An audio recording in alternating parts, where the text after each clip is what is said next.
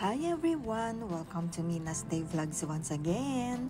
Sa mga kapwa ko Filipino, magandang araw po sa inyong lahat. Ken, kada kita'y padak nga Ilocano, na imbag nga aldaw yu amin apo.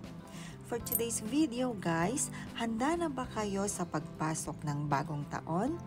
At isa po sa ating tradisyon ay ang paghahanda ng mga prutas sa ating hapagkainan tuwing sasapit ang bagong taon. Kaya samahan niyo po ako at tayo ay maghahanda. Alamin natin ang 12 prutas para sa bagong taon.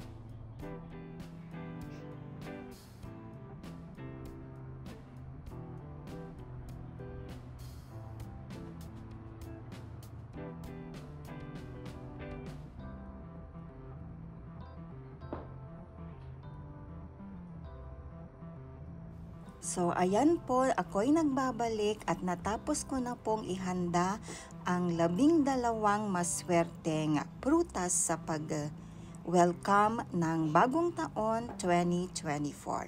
It's the year of the wooden dragon. So mahalo again for watching guys. For those who are still new to my channel, please don't forget to subscribe. So I see you next video.